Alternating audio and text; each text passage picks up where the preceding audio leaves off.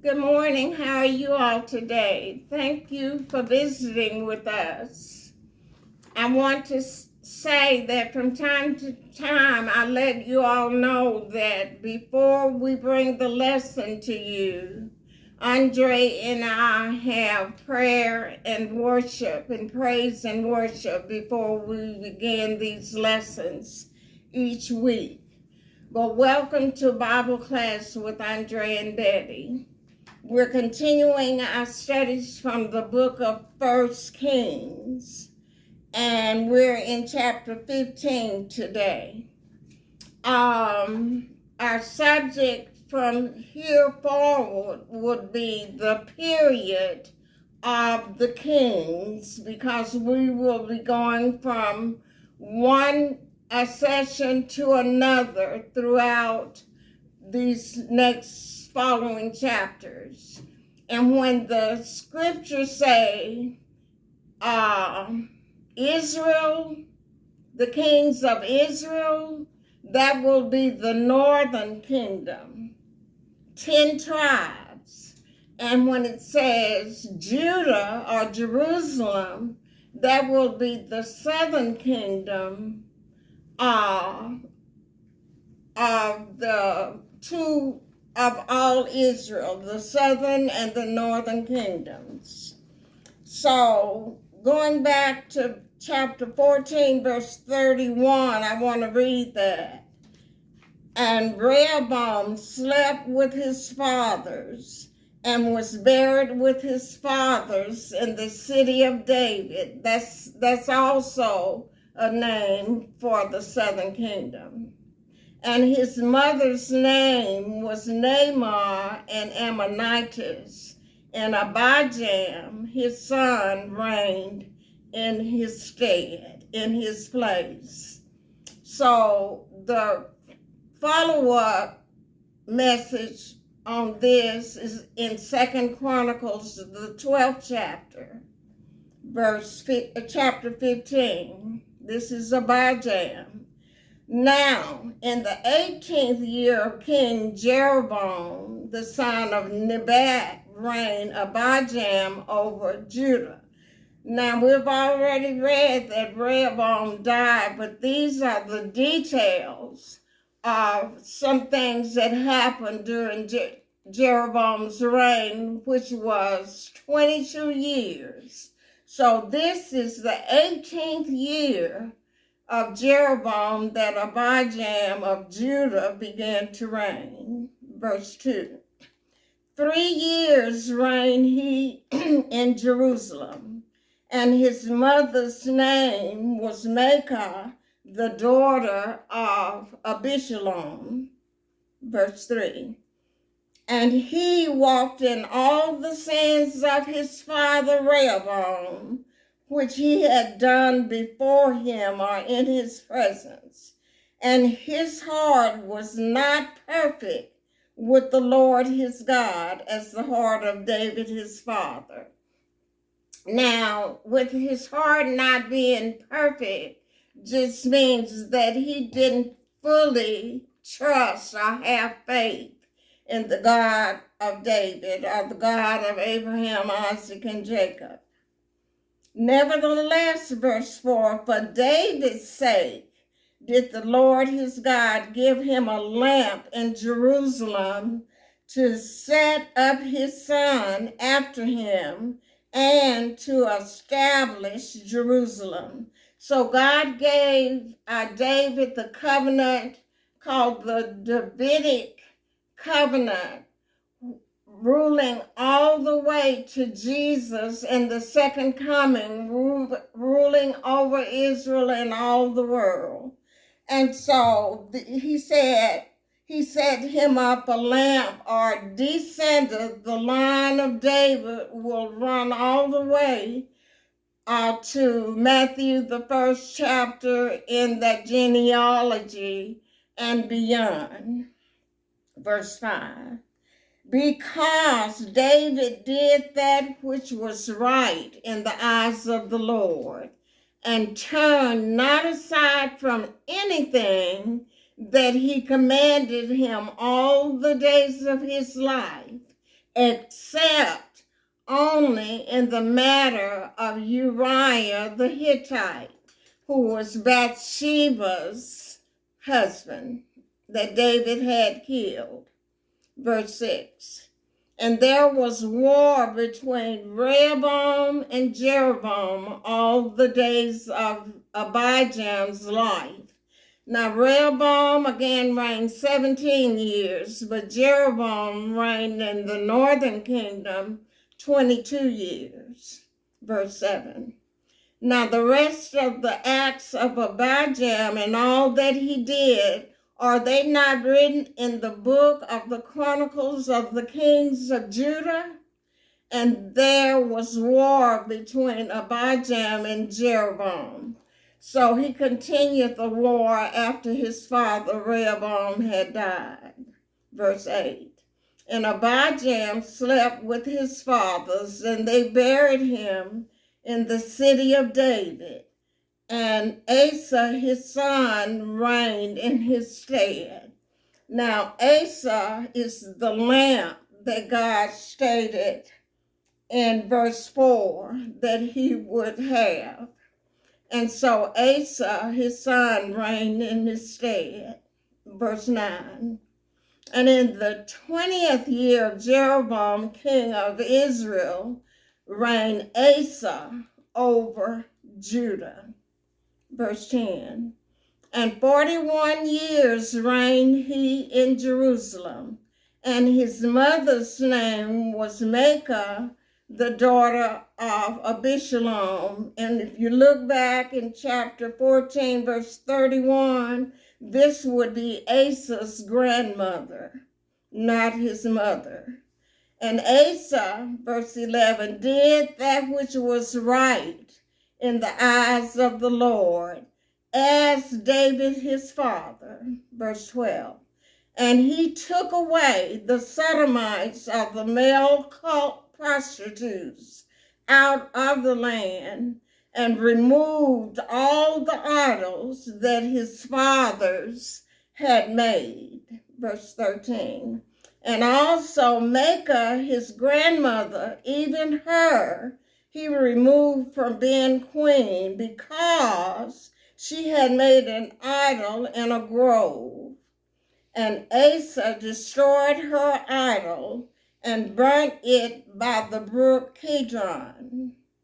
Verse 14, but the high places were not removed. Nevertheless, Asa's heart was perfect with the Lord all his days. And we're going to see some things in 2 Chronicles that show how Asa veered from following the Lord, but from God's perspective, he had complete faith in God.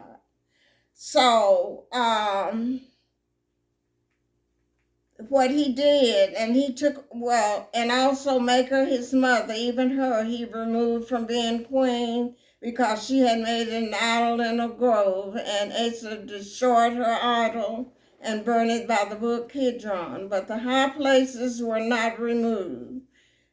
Nevertheless, Asa's heart was perfect with the Lord all his days, and he brought in the things which his father had dedicated, the things which himself had dedicated, into the house of the Lord, silver and gold and vessels. Verse 16, and there was war between Asa and Baasha, king of Israel, this would be the northern kingdom, all their days. Verse 17, and Baasha, king of Israel, went up against Judah and built Ramah, that he might not allow any to go out or come in to Asa, king of Judah. Now, Baasha is going to usurp authority over Nadab, Jeroboam's son, that we read about in the 14th chapter. So Baasha it is not Jeroboam's descendant. he's a descendant of Issachar. So he built Ramah. Then verse 18. Then Asa took all the silver and the gold that was left in the treasures of the house of the Lord and the treasures of the king's house, and delivered them into the hand of his servants.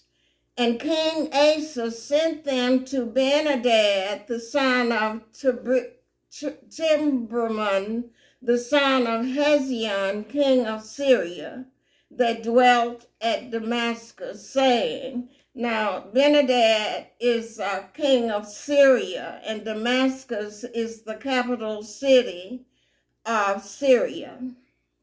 So Asa sends this present saying, there is a league or contract between me and thee, and between my father and thy father. Behold, I have sent unto thee a present of silver and gold. Come and break thy league with Baasha, king of Israel, that he may depart from me. So, reading this, it looks like Asa was trusting a Gentile king and not trusting the Lord, and these things will be brought out in 2 Chronicles, the 14th chapter. So Ben-Hadad hearkened unto King Asa, and sent the captains of the hosts which he had against the cities of Israel, and smote Ijon and Dan and Abel Beth-Maachah and all Shinneroth, with all the land of Naphtali. 21. And it came to pass, when Baasha heard thereof, that he left off building of Ramah, and dwelt in Tirzah. Verse 22. Then King Asa made a proclamation throughout all Judah.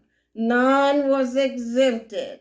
And they took away the stones of Ramah that Baasha was building in verse 17.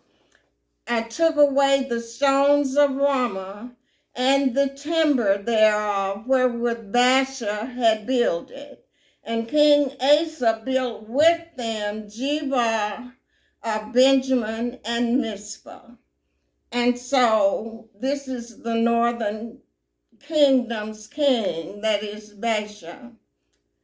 Verse 23, the rest of all the acts of Asa, this is found in, compared with 2 Chronicles 16 and 17. The rest of all the acts of Asa and all his might, and all that he did, and the cities which he built, are they not written in the book of the Chronicles of the kings of Judah? And that will be in 1st and 2nd Chronicles. Nevertheless, in the time of his old age, he was diseased in his feet. And in Chronicles, he will seek a physician to heal him rather than God. Verse 24. And Asa slept with his fathers and was buried with his fathers in the city of David, his father. And Jehoshaphat, his son, reigned in his stead. Now we're coming to Nadab, the son of Jeroboam, that Baasha is going to usurp or kill and take the throne that belonged to Nadab. Verse 25.